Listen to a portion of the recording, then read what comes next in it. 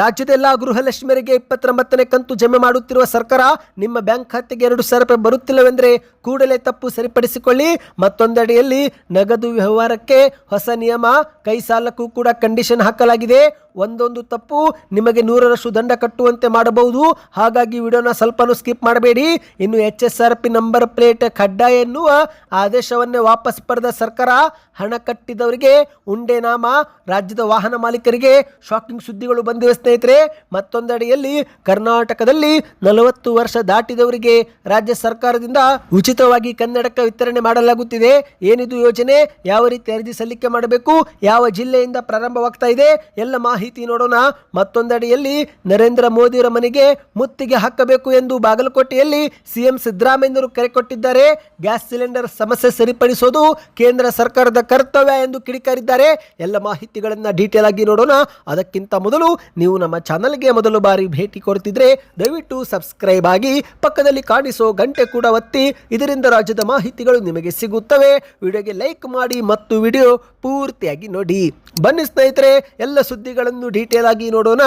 ನೀವು ಕೂಡ ಗೃಹಲಕ್ಷ್ಮಿ ಯೋಜನೆ ಫಲಾನುಭವಿಗಳಾಗಿದ್ದರೆ ಒಂದು ಬಾರಿ ನಿಮ್ಮ ಬ್ಯಾಂಕ್ ಖಾತೆ ಚೆಕ್ ಮಾಡಿಕೊಳ್ಳಿ. ಯಾಕಂದ್ರೆ ಸರ್ಕಾರ ಇತ್ತೀಚಿನ ದಿನಗಳಲ್ಲಿ ಬಾಕಿ ಕಂತುಗಳನ್ನು ಬಹಳ ವೇಗವಾಗಿ ಜಮೆ ಮಾಡ್ತಾ ಇದೆ. ಹೌದು ಸ್ನೇಹಿತರೆ, ಜನವರಿ ತಿಂಗಳಲ್ಲಿ 24ನೇ ಕಂತು, ಫೆಬ್ರವರಿಯಲ್ಲಿ 25, 26 ಕಂತು ಮತ್ತು ಮಾರ್ಚ್ ತಿಂಗಳಲ್ಲಿ 27, 28 ಹಾಗೂ 29ನೇ ಕಂತಿನವರೆಗೆ ಹಣ ಹಾಕಲಾಗಿದೆ. ಹೌದು, ಚಿತ್ರದುರ್ಗ ಸೇರಿದಂತೆ 2-3 ಜಿಲ್ಲೆಗಳಿಗೆ ಮಾತ್ರ 29ನೇ ಕಂತಿನವರೆಗೆ ಹಣ ಜಮೆ ಆದರೆ ಉಳಿದಂತ ಜಿಲ್ಲೆಗಳಿಗೆ 28ನೇ ಕಂತಿನವರೆಗೆ ಹಣವನ್ನ ಕ್ಲಿಯರ್ ಮಾಡಲಾಗಿದೆ. ಇದೀಗ ರಾಜ್ಯ ಸರ್ಕಾರ ಗೃಹಲಕ್ಷ್ಮಿ ಯೋಜನೆಯ 29ನೇ ಕಂತು ಕೂಡ ಹಂತ ಹಂತವಾಗಿ ಎಲ್ಲಾ ಜಿಲ್ಲೆಗಳಿಗೆ ಜಮೆ ಮಾಡ್ತಾ ಇದೆ. ಒಂದೊಮ್ಮೆ ನಿಮ್ಮ ಬ್ಯಾಂಕ್ ಖಾತೆಗೆ ಹಣ ಬರುತ್ತಿಲ್ಲವೆಂದರೆ ಆಗ ನೀವು ಕೂಡ ಈ ಸಣ್ಣ ತಪ್ಪು ಮಾಡುತ್ತಿರಬಹುದು. ಹಾಗಾಗಿ ಕೂಡಲೇ ಸರಿಪಡಿಸಿಕೊಂಡ್ರೆ ನಿಮ್ಮ ಖಾತೆಗೂ ಕೂಡ ಹಣ ಜಮೆಯಾಗುತ್ತೆ ಎಂದು ಸರ್ಕಾರ ತಿಳಿಸಿದೆ. ಹೌದು ಸ್ನೇಹಿತರೆ, ಗೃಹಲಕ್ಷ್ಮಿ ಯೋಜನೆ ಹಣ ಬಾರದಿರಲು ಮುಖ್ಯವಾಗಿ KYC ಮತ್ತು NPCI ಆಗದಿರುವುದು ದೊಡ್ಡ ಕಾರಣವಾಗಿದೆ. ಸರ್ಕಾರ ಹಣ ಬಿಡುಗಡೆ ಮಾಡಿದ್ರೂ ಈ ಎರಡು ಸಮಸ್ಯೆಯಿಂದ ಸಾಕಷ್ಟು ಫಲಾನುಭವಿಗಳಿಗೆ ಹಣ ತಲುಪುತ್ತಿಲ್ಲ. ಹಾಗಾಗಿ ಫಲಾನುಭವಿಗಳು ಬ್ಯಾಂಕ್ ಶಾಖೆಗೆ ಭೇಟಿ ಕೊಟ್ಟು NPCI ಮ್ಯಾಪಿಂಗ್ ಅನ್ನ ಚೆಕ್ ಮಾಡಿಕೊಳ್ಳಬೇಕು. ಹೌದು, ನಿಮ್ಮ ಬ್ಯಾಂಕ್ ಖಾತೆಗೆ ಆಧಾರ್ ಕಾರ್ಡ್ ಲಿಂಕ್ ಆಗಿದೆಯೋ ಇಲ್ಲ ಎಂಬುದರ ಜೊತೆಗೆ NPCI ಕೂಡ ಸರಿಯಾಗಿ ಆಕ್ಟಿವ್ ಆಗಿದೆಯೋ ಎಂಬುದನ್ನು ಚೆಕ್ ಮಾಡಿಕೊಳ್ಳಿ ಸ್ನೇಹಿತರೆ. ಮತ್ತು ರೇಷನ್ ಕಾರ್ಡ್ ಹಾಗೂ ಆಧಾರ್ ಕಾರ್ಡ್ ನಡುವಿನ ಮಾಹಿತಿ ಹೊಂದಾಣಿಕೆ ಆಗದಿದ್ರೂ ನಿಮ್ಮ ಬ್ಯಾಂಕ್ ಖಾತೆಗೆ ಹಣ ಜಮೆ ಆಗೋದಿಲ್ಲ. ಹಾಗಾಗಿ ಏನಾದರೂ ತಿದ್ದುಪಡಿ ಇದ್ದರೆ ಹತ್ತಿರದ ಗ್ರಾಮನ್ ಅಥವಾ ಕರ್ನಾಟಕವನ್ನು ಕೇಂದ್ರಕ್ಕೆ ಭೇಟಿ ಕೊಟ್ಟು ಸರಿಪಡಿಸಿಕೊಳ್ಳಬೇಕು ಎಂದು ಸರ್ಕಾರ ಸೂಚನೆ ಕೊಟ್ಟಿದೆ. ಮತ್ತು ಕೊನೆಯದಾಗಿ ಹಲವರ ಬ್ಯಾಂಕ್ ಖಾತೆ ನಿಷ್ಕ್ರಿಯಗೊಂಡಿವೆ ಅಂತೆ. ಹೌದು ಸ್ನೇಹಿತರೆ, ಬಹಳ ದಿನಗಳಿಂದ ಬ್ಯಾಂಕ್ನಲ್ಲಿ ವ್ಯವಹಾರ ಮಾಡದಿದ್ರೆ ಆಗ ಖಾತೆ ಇನ್ಆಕ್ಟಿವ್ ಆಗುತ್ತೆ. ಹಾಗಾಗಿ ಕನಿಷ್ಠ 100 ರೂಪಾಯಿ ಜಮೆ ಮಾಡುವ ಮೂಲಕ ಖಾತೆಯನ್ನು ಮತ್ತೊಮ್ಮೆ ಸಕ್ರಿಯಗೊಳಿಸಿ. ಇದರಿಂದ ಗೃಹಲಕ್ಷ್ಮಿ ಯೋಜನೆ ಹಣ ಜಮಾ ಆಗುವ ಸಾಧ್ಯತೆ ಹೆಚ್ಚಾಗುತ್ತೆ ಎಂದು ಸರ್ಕಾರ ಇಲ್ಲಿ ಸಲಹೆ ಕೊಟ್ಟಿದೆ. ಅಂದ ಹಾಗೆ ಸ್ನೇಹಿತರೆ, ಗೃಹಲಕ್ಷ್ಮಿ ಯೋಜನೆ ಕುರಿತಂತೆ ಮತ್ತೊಂದು ಶಾಕಿಂಗ್ ಮಾಹಿತಿ ಮುನ್ನೆಲೆಗೆ ಬಂದಿದೆ. ಹೌದು, ಇತ್ತೀಚೆಗೆ ರಾಜ್ಯದ ಕಾಂಗ್ರೆಸ್ ಸರ್ಕಾರ ಶ್ರೀಮಂತರು ಗೃಹಲಕ್ಷ್ಮಿ ಯೋಜನೆಯನ್ನ ಸ್ವಯಂ ಪ್ರೇರಿತವಾಗಿಯೇ ಬಿಟ್ಟು ಕೊಡಬೇಕು ಎಂದು ಮನವಿ ಮಾಡಿತ್ತು. ಆದರೆ ಸರ್ಕಾರದ ಮನವಿಗೆ ರಾಜ್ಯಾದ್ಯಂತ ನಿರೀಕ್ಷಿತ ಪ್ರಮಾಣದಲ್ಲಿ ಸ್ಪಂದನೆ ಸಿಕ್ಕಿಲ್ಲ ಎನ್ನುವ ಶಾಕಿಂಗ್ ಮಾಹಿತಿ ಮುನ್ನೆಲೆಗೆ ಬಂದಿದೆ. ಹೌದು, ಕರ್ನಾಟಕದಲ್ಲಿ 1,24,00,000 ಗೃಹಲಕ್ಷ್ಮಿ ಯೋಜನೆ ಫಲಾನುಭವಿಗಳಿದ್ದು ಈ ಪೈಕಿ ಕೇವಲ 91 ಮಹಿಳೆಯರು ಮಾತ್ರ ನಮಗೆ ಗೃಹಲಕ್ಷ್ಮಿ ಯೋಜನೆ 2,000 ರೂಪಾಯಿ ಸಹಾಯಧನ ಬೇಡ ಎಂದು ನಿರಾಕರಿಸಿದ್ದಾರೆ. ಹೌದು, ಮೈಸೂರು ಜಿಲ್ಲೆಯಲ್ಲೇ ಅತಿ ಹೆಚ್ಚು ಅಂದರೆ 16 ಮಹಿಳೆಯರು ಗೃಹಲಕ್ಷ್ಮಿ ಯೋಜನೆ ನಿರಾಕರಿಸಿದ್ದು, ಇತ್ತ ಬಳ್ಳಾರಿಯಲ್ಲಿ 13, ಬೆಳಗಾವಿಯಲ್ಲಿ 10, ಬಾಗಲಕೋಟೆಯಲ್ಲಿ 8 ಸೇರಿ ರಾಜ್ಯಾದ್ಯಂತ ಕೇವಲ 91 ಮಂದಿ ಮಾತ್ರ ನಮಗೆ ಸೌಲಭ್ಯ ಬೇಡ ಎಂದಿದ್ದಾರಂತೆ. ಇಲ್ಲಿ ಆಶ್ಚರ್ಯವಾದ ಸಂಗತಿನೆಂದರೆ ಚಿಕ್ಕಬಳ್ಳಾಪುರ, ಧಾರವಾಡ, ಹಾವೇರಿ, ಗದಗ, ಕಲಬುರಗಿ, ಕೋಲಾರ, ಕೊಪ್ಪಳ ಮತ್ತು ಉತ್ತರ ಕನ್ನಡ ಜಿಲ್ಲೆಗಳಲ್ಲಿ ಒಬ್ಬರು ಕೂಡ ಯೋಜನೆಯನ್ನು ನಿರಾಕರಿಸದೆ ಸಂಪೂರ್ಣವಾಗಿ ಹಣ ಪಡೆದುಕೊಳ್ಳುತ್ತಿದ್ದಾರೆ ಎನ್ನುವ ಮಾಹಿತಿ ಮುನ್ನೆಲೆಗೆ ಬಂದಿದೆ. ಬನ್ನಿ ಸ್ನೇಹಿತರೆ, ಮತ್ತೊಂದು ಮಾಹಿತಿಗೆ ಹೋಗೋಣ. ಇದೀಗ ಕೇಂದ್ರದ ಸರ್ಕಾರ ನಗದು ವ್ಯವಹಾರಕ್ಕೆ ಹೊಸ ನಿಯಮಗಳು ಜಾರಿಗೆ ತಂದಿದ್ದು ಏಪ್ರಿಲ್ 1ರಿಂದಲೇ ಈ ನಿಯಮಗಳು ದೇಶಾದ್ಯಂತ ಅನ್ವಯವಾಗಲಿವೆ. ಒಂದೊಮ್ಮೆ ಈ ತಪ್ಪು ಮಾಡಿದರೆ ಆಗ ನೀವು 100% ದಂಡ ಕಟ್ಟಬೇಕಂತೆ. ಹೌದು, ಆದಾಯ ತೆರಿಗೆ ಇಲಾಖೆಯು ನಗದು ವ್ಯವಹಾರಗಳ ಮೇಲೆ ಕಠಿಣ ಮಿತಿಯನ್ನು ವಿಧಿಸಿದೆ ಸ್ನೇಹಿತರೆ. ದಿನನಿತ್ಯದ ವ್ಯಾಪಾರವಾಗಿರಬಹುದು, ಆಸ್ತಿ ಖರೀದಿ, ಕೈ ಸಾಲ ಮತ್ತು ಬಾಡಿಗೆ ಅಡ್ವಾನ್ಸ್ ಪಡೆದುಕೊಳ್ಳುವುದು ಸೇರಿದಂತೆ ಹಲವು ವಹಿವಾಟುಗಳಿಗೆ ಮಿತಿ ನಿಗದಿಪಡಿಸಲಾಗಿದೆ. ನಿಯಮ ಉಲ್ಲಂಘಿಸಿದರೆ 100% ದಂಡ ತೆರಬೇಕಾಗುತ್ತೆ. ಹೌದು, ಮೊದಲನೇದಾಗಿ ಸ್ನೇಹಿತರೆ, ಯಾವುದೇ ವ್ಯಾಪಾರಸ್ಥರು ಒಬ್ಬ ವ್ಯಕ್ತಿಯಿಂದ ಒಂದು ದಿನದಲ್ಲಿ 2 ಲಕ್ಷ ರೂಪಾಯಿಗಿಂತ ಹೆಚ್ಚು ನಗದು ಇನ್ನು ಮುಂದೆ ಸ್ವೀಕರಿಸುವಂತಿಲ್ಲ. ಒಂದೊಮ್ಮೆ 2 ಲಕ್ಷಕ್ಕಿಂತ ಹೆಚ್ಚು ಹಣ ಪಡೆದುಕೊಂಡ್ರೆ ಆಗ ಪಡೆದುಕೊಂಡ ಮೊತ್ತಕ್ಕೆ ಸಮನಾದ ದಂಡವನ್ನು ವಿಧಿಸಲಾಗುತ್ತೆ. ಅಂದರೆ 100% ದಂಡವನ್ನು ಕಟ್ಟಬೇಕಾಗುತ್ತೆ. ಇನ್ನು ಎರಡನೇದಾಗಿ ಪ್ರಾಪರ್ಟಿ ಡೀಲ್ ಮಾಡುವಾಗ 20,000 ರೂಪಾಯಿಗಿಂತ ಹೆಚ್ಚು ನಗದುವನ್ನು ಮುಂಗಡವಾಗಲಿ ಅಥವಾ ಪೂರ್ಣ ಹಣವಾಗಲಿ ನೀಡುವಂತಿಲ್ಲ. ಈ ಮಿತಿ ಮೀರಿದ ವ್ಯವಹಾರಕ್ಕೂ ಕೂಡ ಪೂರ್ಣ ಮೊತ್ತದಷ್ಟು ದಂಡ ಬೀಳುತ್ತೆ ಸ್ನೇಹಿತರೆ. ಮತ್ತು ಅದೇ ರೀತಿ ಆಸ್ತಿ ಖರೀದಿ ಒಪ್ಪಂದ ರದ್ದಾದರೆ ಅಥವಾ ಹಣವನ್ನು ವಾಪಸ್ ನೀಡುವ ವೇಳೆಯೂ ಕೂಡ 20,000 ರೂಪಾಯಿಗಿಂತ ಹೆಚ್ಚು ಹಣ ನಗದು ರೂಪದಲ್ಲಿ ನೀಡುವಂತಿಲ್ಲ ಎಂದು ಹೇಳಲಾಗಿದೆ. ಮತ್ತು ಸ್ನೇಹಿತರೆ, ವೈಯಕ್ತಿಕವಾಗಿ ನೀಡುವ ಸಾಲಕ್ಕೂ ಕೂಡ ಇಲ್ಲಿ ಮಿತಿ ಹೇರಲಾಗಿದೆ. ಹೌದು, ಕೈ ಸಾಲದ ಮಿತಿ ಕೂಡ 20,000 ಮಾತ್ರ.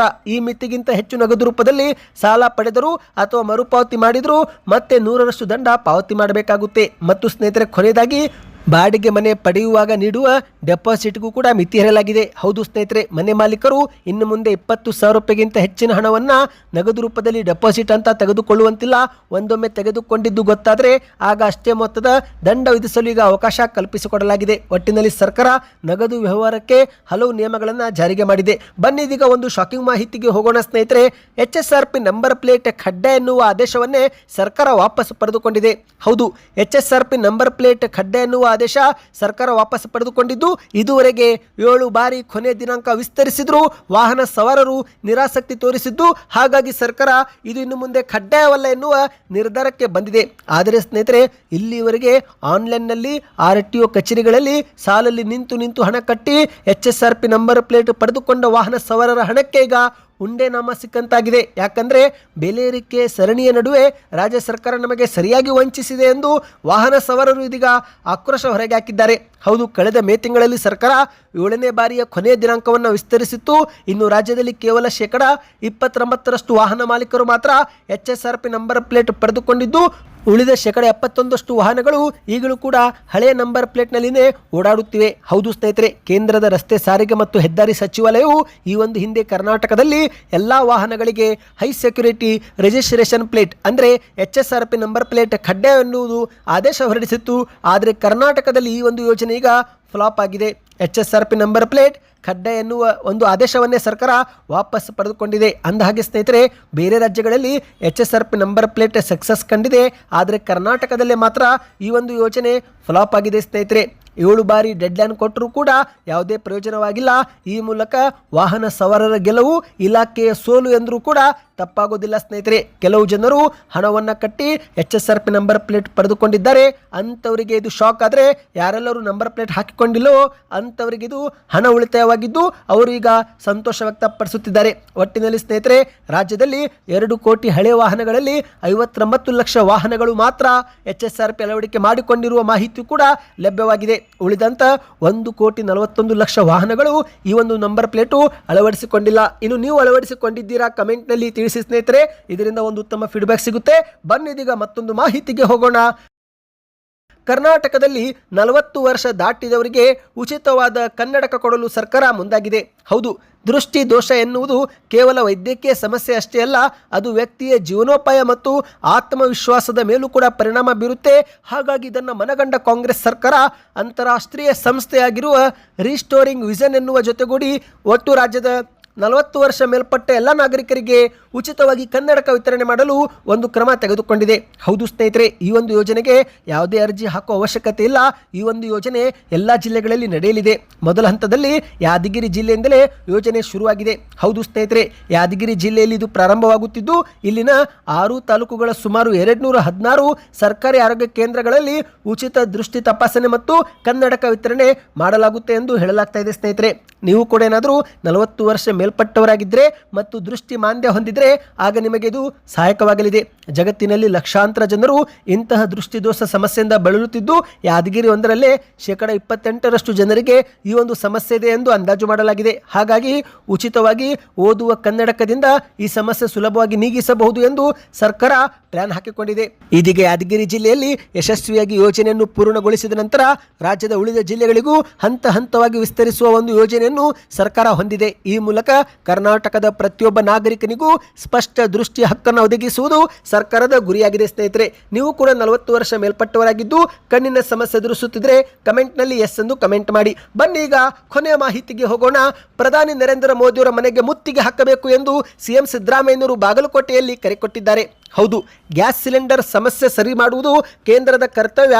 ಆಟೋ ಚಾಲಕರು ನರೇಂದ್ರ ಮೋದಿಯವರ ಮನೆಗೆ ಮುತ್ತಿಗೆ ಹಾಕಬೇಕು ಎಂದು ಸಿದ್ದರಾಮಯ್ಯನವರು ಹೇಳಿಕೆಯನ್ನು ಕೊಟ್ಟಿದ್ದಾರೆ. ಹೌದು, ಬಾಗಲಕೋಟೆಯ ಉಪಚುನಾವಣೆ ಹಿನ್ನೆಲೆಯಲ್ಲಿ ಪ್ರಚಾರ ಕಾರ್ಯದಲ್ಲಿ ಭಾಗವಹಿಸಿ ಮಾತನಾಡಿದಂಥ ಸಿದ್ದರಾಮಯ್ಯನವರು ಆಟೋ ಚಾಲಕರು ಈಗ ರಾಜ್ಯದ ಆಹಾರ ಸಚಿವರ ಮನೆಗೆ ಮುತ್ತಿಗೆ ಹಾಕುವುದಾಗಿ ಹೇಳುತ್ತಿದ್ದಾರೆ. ಆದರೆ ಬದಲಿಗೆ ನರೇಂದ್ರ ಮೋದಿಯವರ ಮನೆಗೆ ಮುತ್ತಿಗೆ ಹಾಕಬೇಕು. ಯಾಕಂದರೆ ಸಿಲಿಂಡರ್ ಸಮಸ್ಯೆ ಸರಿಪಡಿಸುವುದು ಕೇಂದ್ರದ ಕರ್ತವ್ಯ, ರಾಜ್ಯ ಸರ್ಕಾರ ವಿತರಣೆ ಅಷ್ಟೇ ಮಾಡುತ್ತೆ. ಹಾಗಾಗಿ ಮೋದಿಯವರ ಮನೆಗೆ ಮುತ್ತಿಗೆ ಹಾಕಬೇಕು ಎಂದು ಸಿದ್ದರಾಮಯ್ಯನವರು ಹೇಳಿದ್ದಾರೆ. ಇನ್ನು ಇದೇ ಮಧ್ಯೆ ಕೇಂದ್ರದ ಸಚಿವ ಸೋಮಣ್ಣವರ ವಿರುದ್ಧವೂ ಕೂಡ ಕಿಡಿಕಾರಿದ್ದಾರೆ. ಹೌದು, ಇತ್ತೀಚೆಗೆ ಸೋಮಣ್ಣವರು ಕಾಂಗ್ರೆಸ್ ಅಭ್ಯರ್ಥಿ ಸೋಲುತ್ತಾರೆ ಎಂದು ಗೊತ್ತಾಗಿ ಮುಖ್ಯಮಂತ್ರಿಗಳು ಇಲ್ಲಿ 5 ದಿನ ಪ್ರಚಾರಕ್ಕೆ ಬಂದಿದ್ದಾರೆ. ಹಾಗೂ ರಾಜ್ಯದಲ್ಲಿ ಈಗ 1.5 ತಿಂಗಳು ಮಾತ್ರ ಸಿದ್ದರಾಮಯ್ಯನವರು ಸಿಎಂ ಆಗಿ ಅಧಿಕಾರದಲ್ಲಿ ಇರುತ್ತಾರೆ ಎಂಬ ಹೇಳಿಕೆ ಕೊಟ್ಟಿದ್ದು, ಇದೇ ಹೇಳಿಕೆಗೆ ಸಿದ್ದರಾಮಯ್ಯನವರು ತಿರುಗೇಟು ಕೊಟ್ಟಿದ್ದಾರೆ. ಸೋಮಣ್ಣ ಅವರಿಗೇನೆ ಪ್ರಚಾರ ಮಾಡಲು ಸಮಯವಿಲ್ಲ, ಕ್ಷೇತ್ರದಲ್ಲಿ ಸೋಲುತ್ತೇವೆ ಎಂದು ಗೊತ್ತಾಗಿರುವುದರಿಂದ ಅವರೀಗಲೇ ಹೆಚ್ಚು ಪ್ರಚಾರ ಮಾಡುತ್ತಿಲ್ಲ. ಇನ್ನು ಮುಖ್ಯಮಂತ್ರಿ ಸ್ಥಾನದ ಬಗ್ಗೆ ಮಾತನಾಡಲು ಅವರೇನು ಕಾಂಗ್ರೆಸ್ನ ಹೈಕಮಾಂಡ್ ಅಲ್ಲ ಎಂದು ಸಿದ್ದರಾಮಯ್ಯನವರು ಕಿಡಿಕಾರಿದ್ದಾರೆ. ಬಿಜೆಪಿಯವರು ಸುಳ್ಳು ಹೇಳುವುದರಲ್ಲಿ ನಿಸ್ಸೀಮರು, ಅವರ ಮಾತಿನಲ್ಲಿ ಸತ್ಯವಿಲ್ಲ ಹಾಗೂ ಹೇಳಿದಂತೆ ಅವರು ನಡೆದುಕೊಳ್ಳುತ್ತಿಲ್ಲ. ಹಾಗಾಗಿ ಅವರ ಬಗ್ಗೆ ನಾನು ಹೆಚ್ಚು ಪ್ರತಿಕ್ರಿಯೆ ನೀಡಲು ಹೋಗೋದಿಲ್ಲ ಎಂದು ಸಿದ್ದರಾಮಯ್ಯನವರು ಟಾಂಗ್ ಕೊಟ್ಟಿದ್ದಾರೆ. ಬಾಗಲಕೋಟೆಯಲ್ಲಿ ಬಿಜೆಪಿ ಸೋಲುವುದು ಗೊತ್ತಾಗಿದೆ, ಹಾಗಾಗಿ ಭಯದಿಂದ ಅವರು ಬಾಯಿಗೆ ಬಂದಂತೆ ಮಾತನಾಡುತ್ತಿದ್ದಾರೆ ಎಂದು ಸಿದ್ದರಾಮಯ್ಯನವರು ಟಾಂಗ್ ಕೊಟ್ಟಿದ್ದಾರೆ.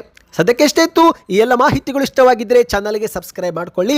ನಿಮ್ಮ ಅನಿಸಿಕೆಗಳನ್ನು ಕಮೆಂಟ್ ಮಾಡ್ತಾ ವಿಡಿಯೋನ ಶೇರ್ ಮಾಡಿ.